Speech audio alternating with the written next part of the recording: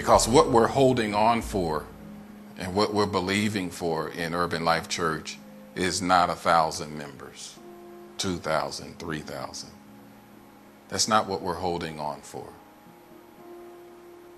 We're holding on for the same thing that we have been holding on to right from the beginning. That the will of God, the purpose of God, the plan of God would be fulfilled. And we don't know all of what that picture is going to look like, but I know that he wants some vessels who'll say, yes, Lord, let your will come through me and through my life. Success is not determined upon numbers. God views success based upon faithfulness. That's all we've ever had. I think about me and Carol, our life.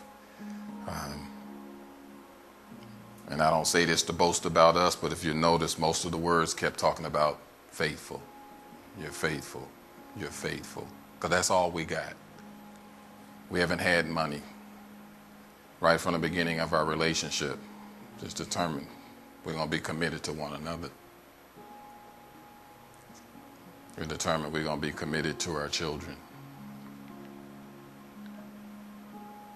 If that is the only testimony that'll ever be known about Chris and Carol, that's good enough for us.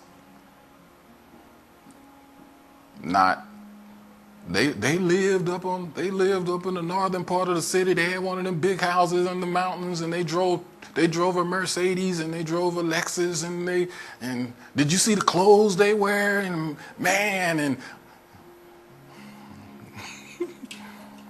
and they sons was fine. Has a nice looking son. He said, "No, I ain't gonna argue with that." Why do I say that? Because deep in many hearts, that's what's really there. It's a desire for preeminence. It is to really be famous. It really is. And we cloak it. Many people don't know that that's their desire. Many pastors and ministers, they don't know it's their desire. Because it gets cloaked in, Lord, whatever you want. Lord, whatever you want. Then when God, whatever you want starts to happen,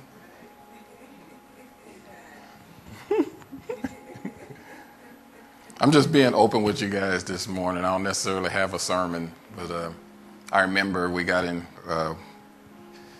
we've been going for about a year and a half, and some young people, young adults was attending our ministry and happened to come on one of the nights. It was a Friday night, I believed, and we were in one of our discussions, and they were talking about all the pastors in Harrisburg that ain't no good, and they're not right, and they're just in it for the money.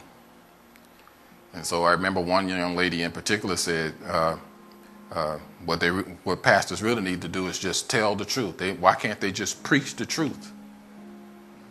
You know, don't worry about all the finances and the offerings and all that kind of stuff. Just stand up and preach the truth. And I said, you're right. You're absolutely right. They should preach the truth. And I said, but here's the issue with preaching the truth. If I preach the truth, are you still going to come to my church? I said, because the real issue is every pastor in Harrisburg knows that if I preach the truth, y'all not going to give no more. You're not going to come and you're not going to give. And so she went real stone cold silent. And I said, my apology thing, I'm not trying to offend you. I said, but we're living that right now. We was meeting in another pastor's building. I said, the reason why we're in this building right now is because when I got here, I preached the truth. And the folks that were attending at the time, they all left. And we're here in this building today because I preached the truth. And I said, that's the real issue. The issue is, are you ready for the truth? I felt like that movie, you know, you can't handle the truth.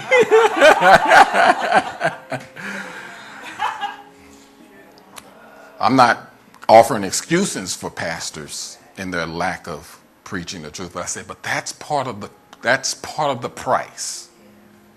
And not many people are willing to pay that price. Not just pastors, everybody. And that is if you preach the truth, if you live the truth, if you really pursue God and his will and plan for your life, are we willing to really lose it all? Lose friends, lose relationships, lose connections, lose opportunities, lose money to follow him. But in his own words, he said, that's really what it's going to take. You got to be willing to forsake all to follow him. But he gives this wonderful promise that nobody who forsakes all and follows him is going to be left hanging. It's just that it goes totally against the grain of our mentality and our understanding, our reality. This is what he means when he says, seek first the kingdom of God and his righteousness,